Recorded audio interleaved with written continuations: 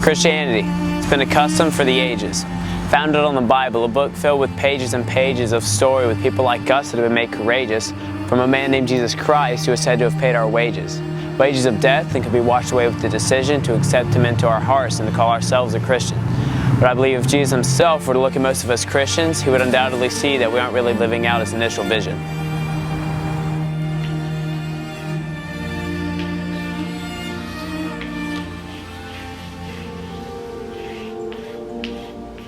In the world's eyes, the meaning of Christianity has switched from love to hypocrisy. And at first the thought of that seemed to be way too wrong for me, but honestly it's no longer surprised me because I can clearly see Christians praising their own name over the power of God's sovereignty. It's hard to argue for Christians when they're getting plastered at a party just to wake up the next morning to pretend like they're kind of sorry. When there's guys claiming they love God but depend on porn every night, and when there's girls who look to those same guys to get their opinions on their bodies for delight. And there's Christians like me who on the outside may look put together but whose insides are falling apart because their identity changes like the weather. There's more situations like these that fit the description of God drawing out a picture for our lives, but our actions not showing the depiction. But the real reason I feel like Christians seem to be having so much friction is that they've stopped chasing the relationship and look to fit the religion.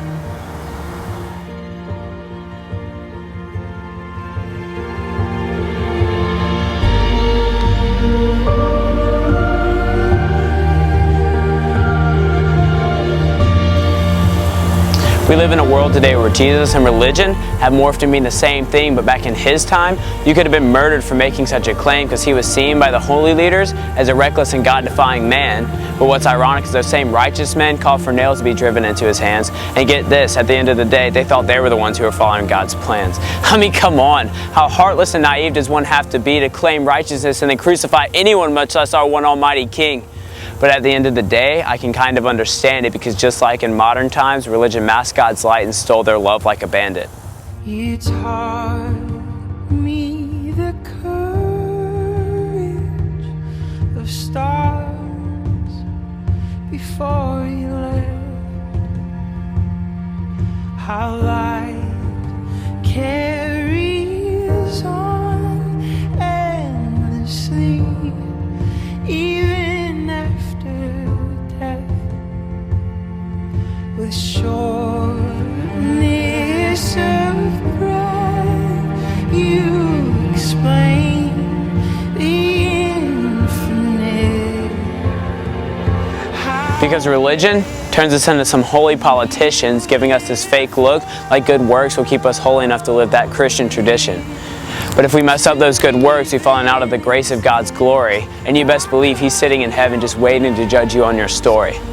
But if you look at Jesus' story, that's not the way things are. No, He literally has the scars to prove just how much He doesn't want us to be apart, because He loves us despite our circumstances. I mean, He literally died to give us a chance to experience one of life's greatest romances, a relationship with the one true Father. Religion says look your best, while Jesus says come at your worst. Religion says earn the love, while Jesus says I earned it first. So when people attempt to fit the religion, their faith starts derailing off the track that Jesus laid for us to keep our faith prevailing. But I can never find the end. I'd give anything to hear you say it one more time, that the universe was made. But Jesus wants to pull the weight of our lives when we feel like we're trailing, allowing us to live a life completely unashamed of failing. So what if we truly believe Jesus does have what's best? What if we truly believe Jesus is the answer to our mess? I believe if we did, the word hypocrite need not be mentioned because the lives of God's people would reflect all of God's true intentions. When someone said that they love somebody, you could physically see that it's true. People would go from I'll pray for you to sit down, I'll pray with you. Guys would long for the presence of him instead of the presence of her. And girls would feel the power of God's grace instead of feeling forced to be a lover. And Christians like me could find rest because God has identified us with His beautiful name.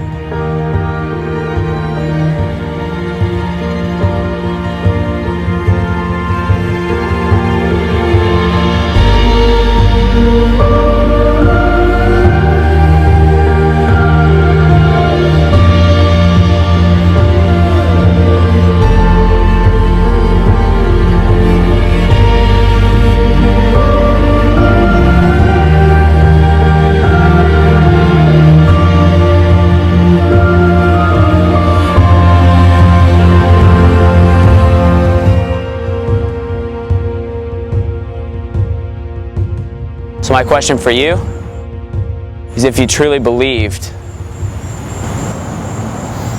what's stopping you from feeling the same?